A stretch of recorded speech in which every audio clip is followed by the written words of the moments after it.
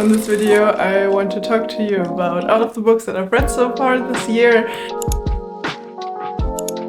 There were some absolutely fantastic books in there and some other disappointments as well. I've read a total of 24 books so far this year, which is not the greatest number, but I'm personally a very slow reader. I love to enjoy my books at a very slow pace and read every word of it and cherish every word of it, and yeah. Also, I'm struggling with concentration and I haven't had a booktube up until this point. So yeah, I'll probably read more in the second half of the year because I read a lot more for videos and such. I'm gonna start at the bottom, at the worst books, and then we're gonna work ourselves up to the best book of the year, or like of the half year. But first I want to do some honorable mentions, which are, wait, hold on a second.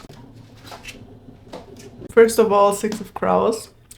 I've reread this book this year for the TV show, for the second season, but I was utterly disappointed by the first few episodes of the second season, so I didn't continue watching it. So yeah, I basically just read it for fun. This is a 5 out of 5 star book for me. I'm loving this book so much.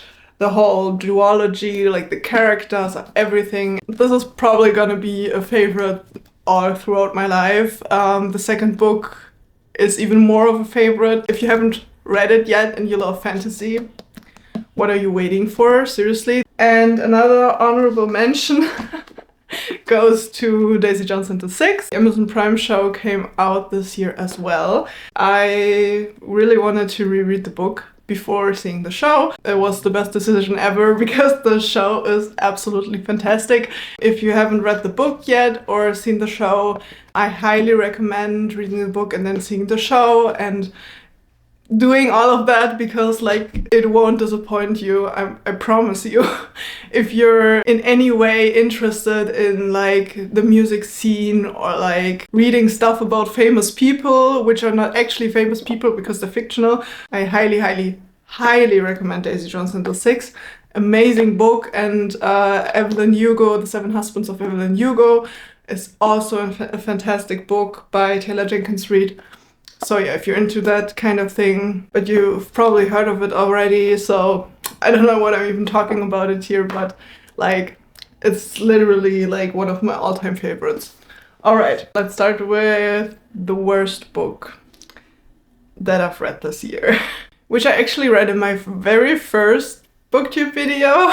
You can watch it here, like I'm gonna link it somewhere, but my very first reading vlog is still a little bit awkward. I'm still like figuring out how to talk to the camera and stuff. So yeah, keep that in mind if you're gonna watch it. The worst book that I've read this year is actually another book by Taylor Jenkins Reid, which I was so shocked about, and that is Maybe in Another Life. For the first half of it, it was a really interesting concept. It talks about like a story with two outcomes, like what would have happened if one thing went differently, but the way it continued and the way both outcomes were kind of the same was really disappointing to me. And yeah, I just wasn't really a fan of the execution of the concept. It felt in general very flat, so I've rated it, hold your seats, 2 stars.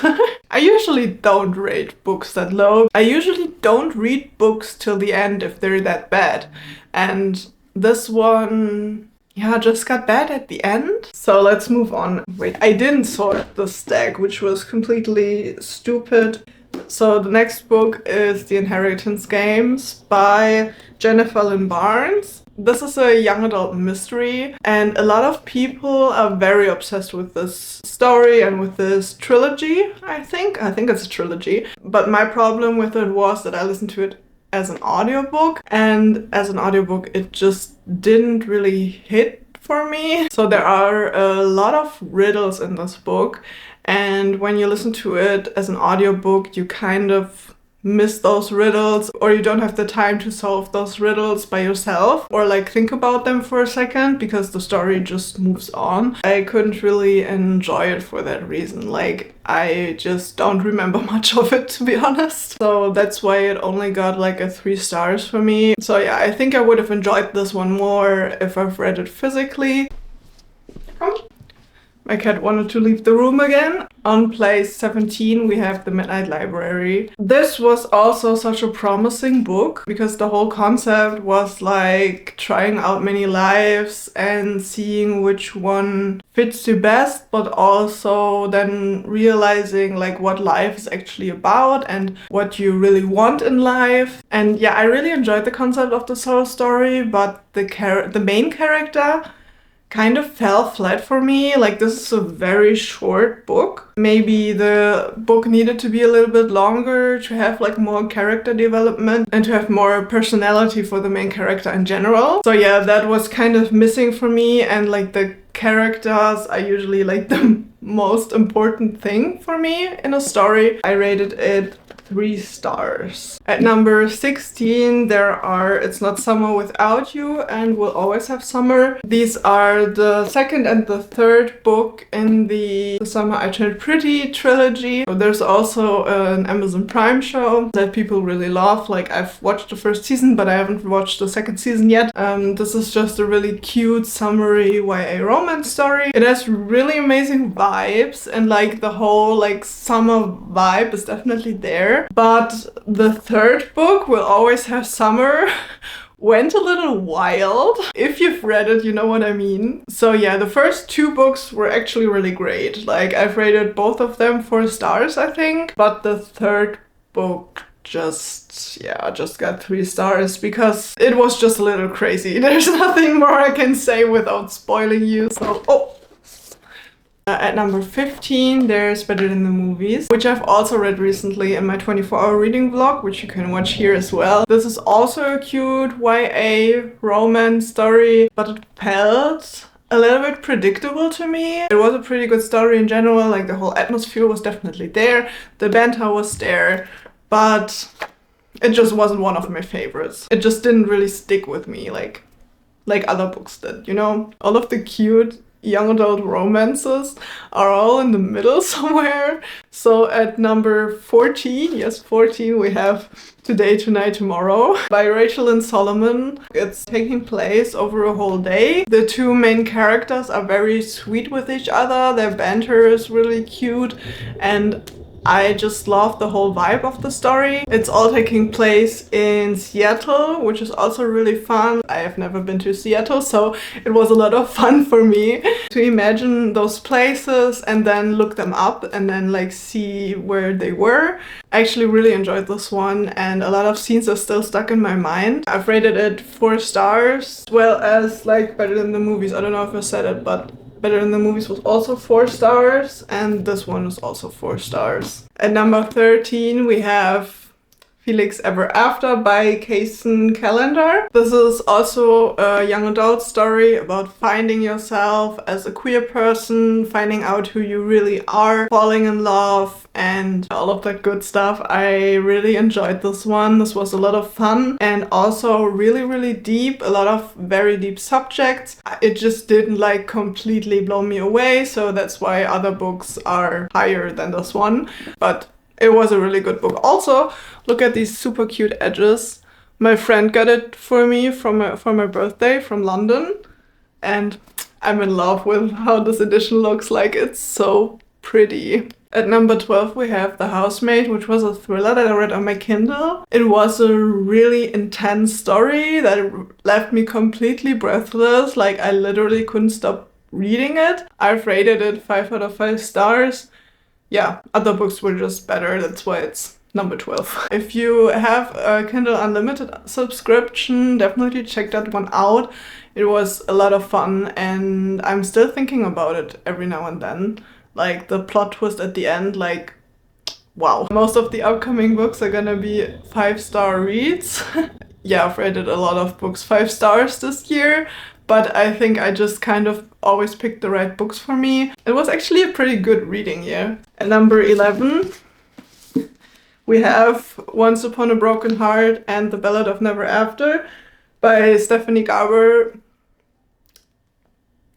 If you've read these books, you know the ending of this one, like, oof. These are super intense YA fantasy books, are absolute page turners. They keep you breathless. You can't stop reading. But because these books were so fast-paced, they were sometimes a little bit too fast-paced for me. I just wish they were a little bit more detailed sometimes. This one was a 5-star read for me. This was only a 4 stars because I wasn't really in the perfect mood to read this one. And it felt a little bit like too plot-driven sometimes. If you're in the right mood for these books, they are absolutely fantastic. If you're into YA fantasy and something like light and whimsical and magical, and want to read something that feels like a fairy tale, definitely pick these two up. They are really quick reads as well because like the font is absolutely insanely huge. Yeah, so we have reached the top 10. At the 10th place, we have 5 Survive by Holly Black. No, not Holly Black, Holly Jackson. Well, this is a super intense mystery/thriller. It kept me on the edge of my seat the whole way through. I was so in love with the main character. I really felt like she had a lot of depth. She was a really interesting character. The plot twist at the end, like, I was so shook. Holly Jackson is also the author of the A Good Girl's Guide to Murder books, which I absolutely adore, like one of my all-time favorite series. I really can't wait for the adaptation of A Good Girl's Guide to Murder. So I had really high expectations for this one, and it was a little bit different, so definitely keep that in mind if you pick this up. Also 5 out of 5 stars. On 9th place, we have The Hunger Games and Catching Fire. I've read both of these books for the first time this year. I've really loved having the experience of reading them for the first time. Even if I've seen the movies before, it was kind of like watching the movie in your head, which was really fun. I've read it, the first book 5 stars and the second book only 4.5 stars. Because I just wasn't in the right headspace at the time for the second book, but they were both absolutely fantastic. Katniss and Peter are like the OTP. I love them so much. And I can't wait to listen to the rest of Mockingjay, which is what I'm currently listening to. On 8th place, we have Sorcery of Thorns by Margaret Rogerson. This is such a Ghibli-like YA fantasy story. It's so whimsical, the writing style is absolutely magical, and the vibes were just everything. And yeah, I basically loved everything about the story. It was a 5 out of 5 star read for me, and this was actually the first book that I've read in 2023. So yay. It was a pretty good start to a very great reading year. And then on 7th place, we have Different Not Less by Chloe Hayden, which is an absolutely incredible non-fiction book about what it's like to be neurodivergent. If you didn't know, I have ADHD, and this book talks about the experience of having ADHD or being autistic, or having both. If you can't imagine what it's like, it gives you a pretty good idea of what it's like, how the brain works differently, and it explains like the whole experience and what you're going through if you're having one of these disabilities. Because yeah, they are disabilities because your brain works differently. You have like a whole different experience of life, if that makes sense. And you often struggle like finding your place in the world. Also, the audiobook is narrated by her personally, so it's an absolutely fantastic story and an absolutely fantastic book. Not story, but book, yeah. You know what I mean. At 6th place, we have All That's Left in the World by Eric J. Brown. Another book that I've read for my 24-hour reading vlog. This is a YA post-apocalyptic gay romance story. But it's also packed with adventure, packed with character development, super lovable characters, super intense story, always something happening. And yeah, I was completely obsessed with the story. 5 out of 5 stars. So at number 5, we have Lonely Castle in the Mirror by Mizuki Tsujimura. This is a Japanese magical realism story with a lot of depth. Characters who are a little bit different, characters who struggle to find their place in our society, or like in the Japanese society in this case. But it's also like so magical, and there's so much character development and so many plot twists at the end as well. It felt overall just very whimsical and magical and fantastic, and I couldn't put it down, which I didn't much because of my 24-hour reading blog, but also because I was really enjoying this one. Yeah, it was also 5 out of 5 stars for me, and I'm still thinking about it a lot actually. Like, this is a story that really, really moved me. Okay, and now at number 4, we're coming closer to the top 3. Oh my gosh. At number 4 we have If He Had Been With Me by Laura Nowlan. This book was so amazing. I was completely obsessed with it while reading it, like utterly obsessed with it. I couldn't stop thinking about it and I couldn't stop reading it.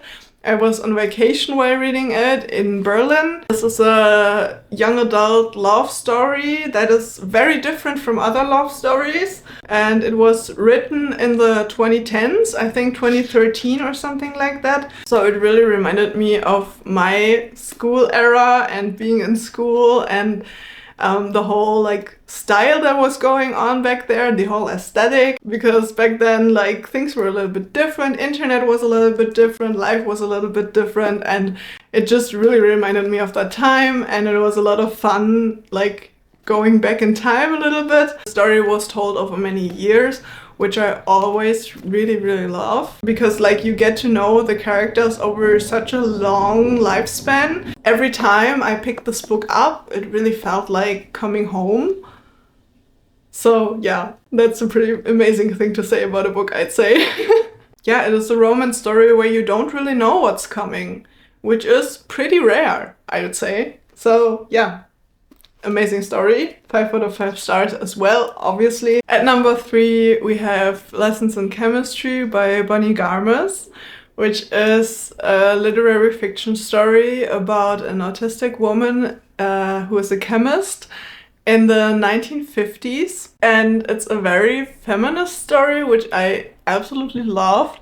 Like, she just knows her place, like not knows her place like in the sense that men were able to tell her off, but more in the sense like she knew her rights and she stood up for them. And she was like, no, you're not gonna treat me that way. And it was so interesting to see how women were treated back in the day and how she stood up to them.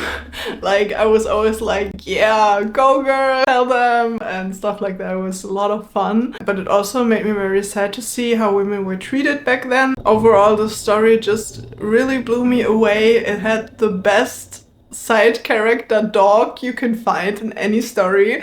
If you've read it, you know what I mean. Like, his storyline also like just blew me away. I was absolutely gasping at the end, and yeah, it was just super great. The audiobook is also fantastic if you want to listen to that as well. So yeah, highly, highly recommend this one. 5 out of 5 stars. Obviously, we're in the top 3. It would be sad if there were not 5 out of 5 star books. I actually don't have any of the top 3 in physical form, which I just realized.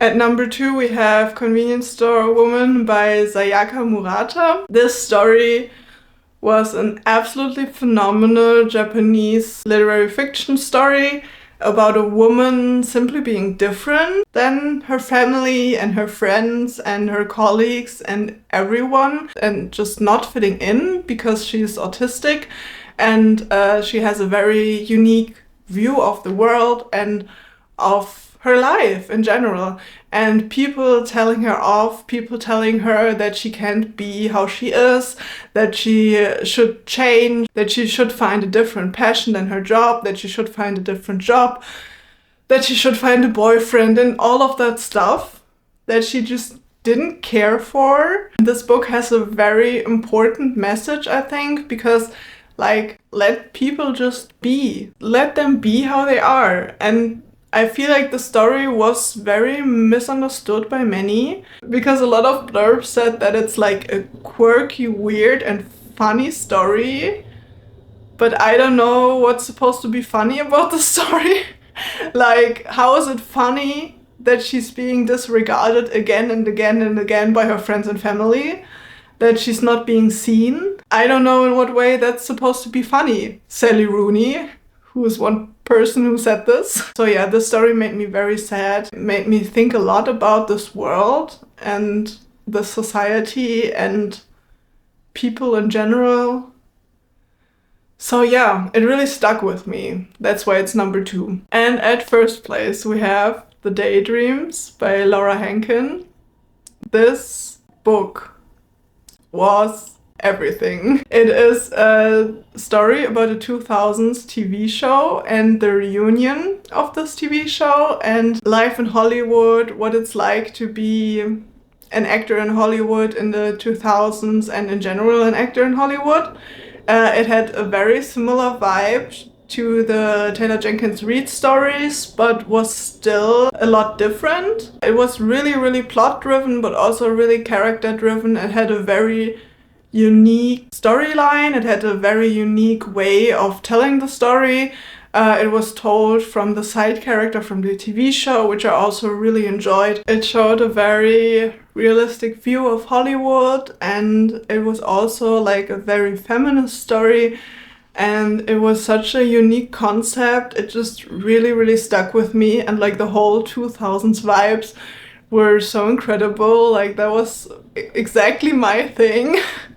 And yeah, it was just for me the perfect time to read this book. It was the perfect experience. Everything was absolutely incredible about the story, and I was completely sobbing at the end of it. If you want to see more of that, definitely check out my reading slump reading vlog. And yeah, it was just the best book I've read this year so far. There's nothing more I can say about it, and I completely loved it. I hope this author releases more books like that. And in general, I hope to find more books about celebrities, because I usually like really enjoy them. They're so much fun. So yeah, those are all of the books that I've read so far in 2023. Let me know if you've read any of these, what you thought of them. I really hope that I can read some more during the next half of the year. I'm currently reading A Little Life by Hanya Yanagihara. I'm absolutely loving this one. I'm actually vlogging my whole experience reading this book, so stay tuned for that. Subscribe if you want to see more videos like this, or if you want to see in general my experience reading A Little Life, or my experience reading the books that I'm gonna read in the future. I had so much fun talking to you about all of the books that I've read, and I guess I'll see you in the next one. Bye!